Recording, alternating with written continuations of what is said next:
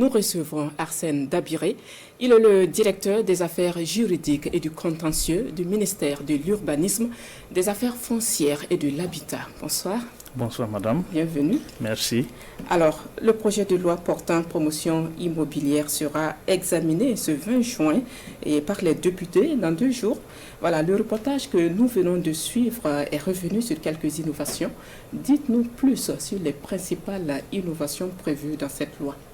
Ok, merci beaucoup madame et merci encore à la RTB de permettre au gouvernement de revenir sur les innovations et le contenu donc de ce projet de loi qui, comme l'a rappelé l'élément qui est passé, doit passer en plénière à l'Assemblée nationale le mardi prochain, mardi dans 2 jours.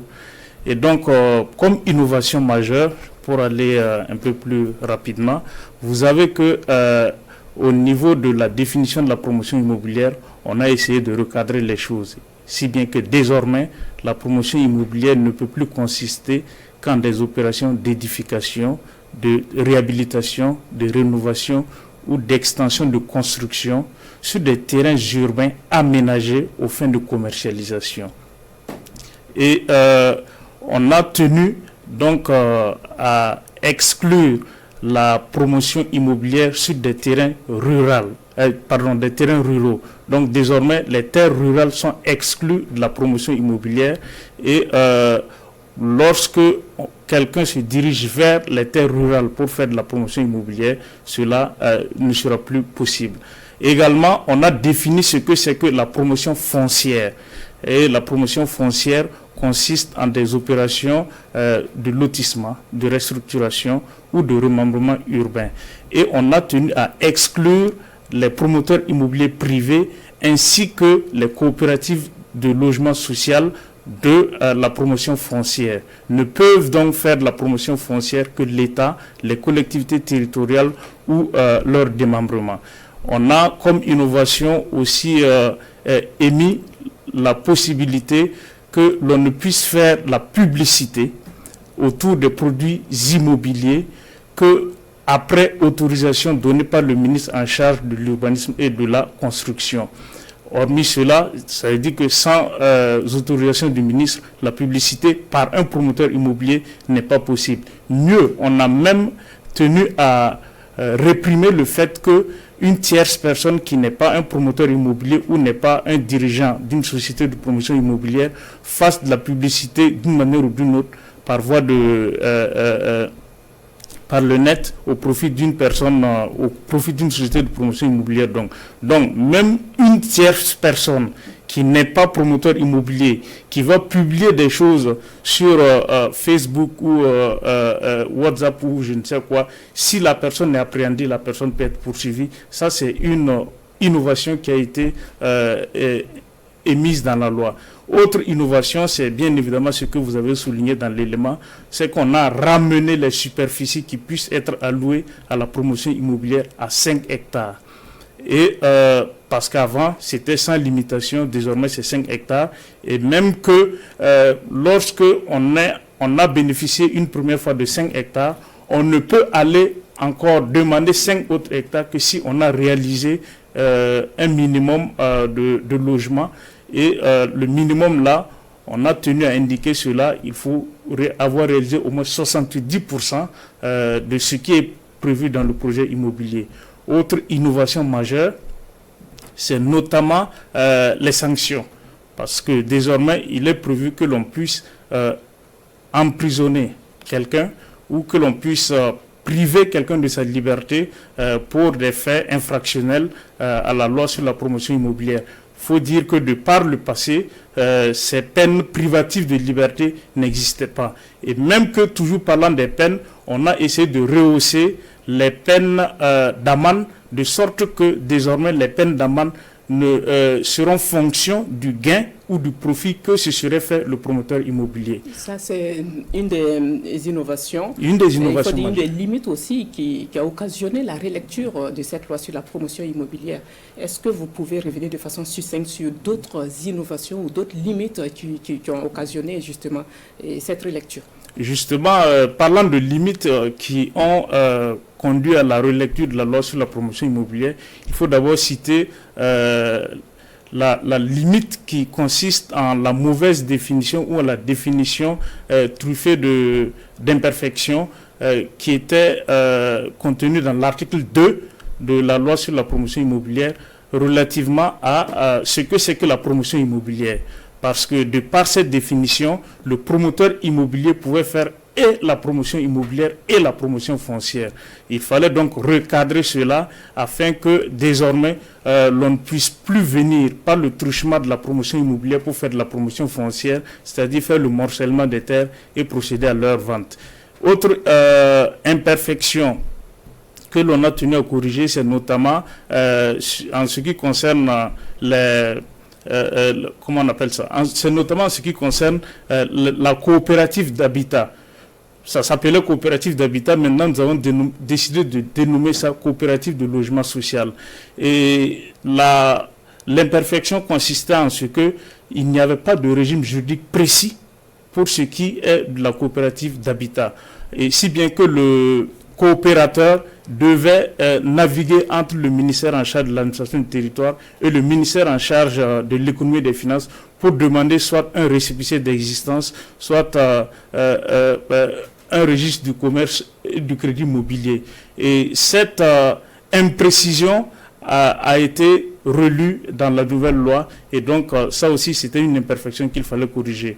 Autre élément, c'est qu'il y avait des incompatibilités qui n'étaient pas définies dans l'ancienne législation, dans l'ancienne loi, et on a dû donc revenir là-dessus pour corriger cela. Il y a aussi que, de par l'ancienne loi, le promoteur immobilier pouvait disposer de son agrément de promotion immobilière. Et si bien que certains venaient demander l'agrément de promotion immobilière, ne faisaient pas la promotion immobilière et préféraient spéculer autour de l'agrément de promotion immobilière. Et on a donc tenu à remettre cela en ordre et à interdire la cession exclusive de l'agrément de promotion immobilière. Si bien que désormais, si l'on veut céder l'agrément de promotion immobilière, on cède en même temps la société. On vous aura bien compris, il faut dire aussi que des terres ont été mobilisées par les promoteurs immobiliers, des milliers d'hectares. À quoi doit-on s'attendre concrètement après l'adoption de cette loi sur la promotion immobilière? En ce qui concerne les terres mobilisées par les promoteurs immobiliers, il faut dire que la gestion de cette question sera fonction justement du niveau du droit atteint par le promoteur immobilier et de ce que le promoteur immobilier entend faire de cette terre.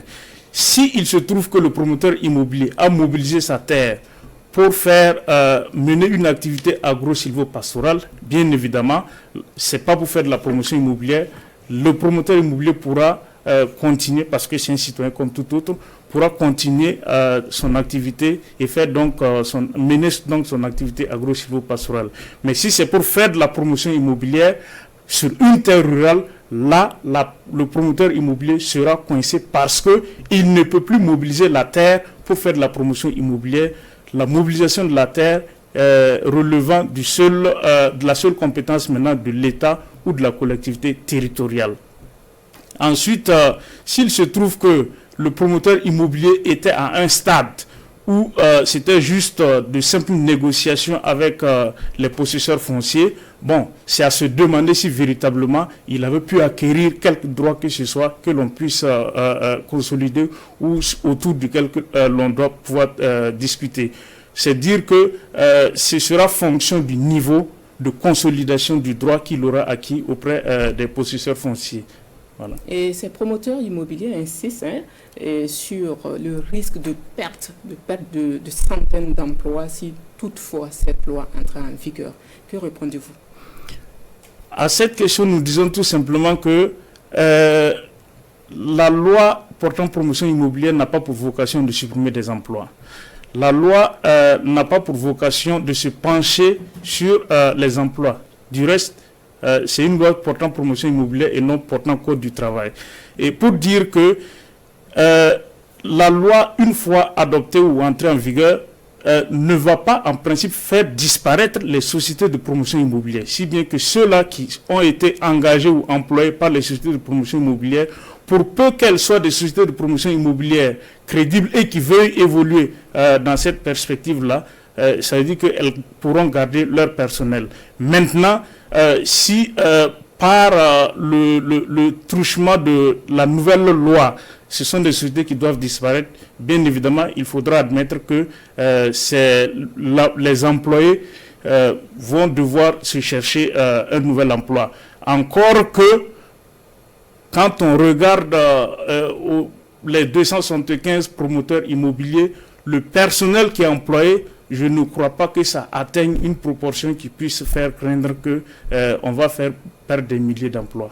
Mais est-ce que les propriétaires terriens ont à craindre? Les propriétaires terriens n'ont pas à craindre.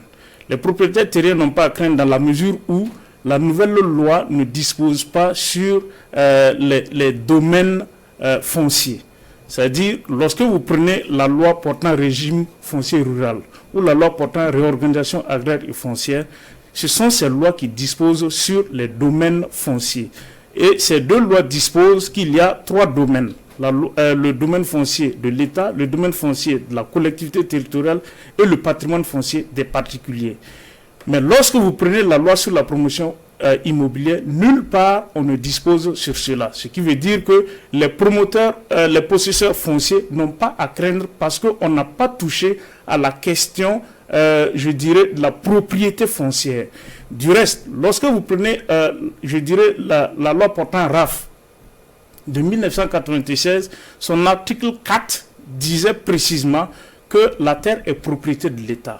En ce moment, ça voulait dire que toutes les terres qui se trouvaient dans le domaine foncier national devaient revenir à l'État. Mais à partir de 2008 déjà, on a commencé à dire que la terre revient aux 3 entités dont j'ai parlé tantôt. Et depuis lors, on n'a pas encore touché à ça.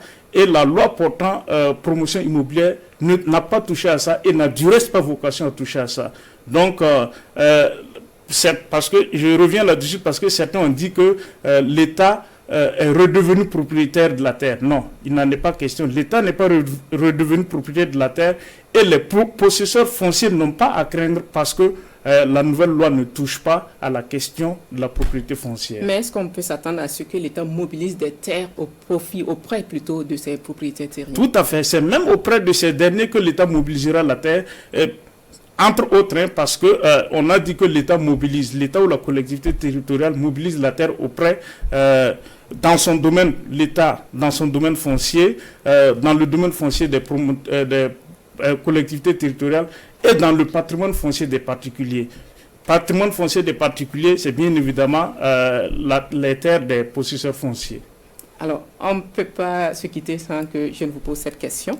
Et quel est le sort qui est réservé à ceux qui ont conquis des parcelles auprès des promoteurs immobiliers et qui disposent d'un certificat d'attribution? Ceux qui disposent d'un certificat d'attribution, il faudrait essayer de savoir est-ce que ces certificats ont été délivrés à la suite de la vente d'un terrain en bonne et due forme. Parce qu'on ne peut pas céder plus qu'on en a soi-même. Si un promoteur immobilier vous délivre un certificat d'attribution, alors même qu'il n'a accompli aucune formalité qui lui permet d'individualiser une terre et de la mettre à votre disposition, c'est qu'il vous aura vendu du vent.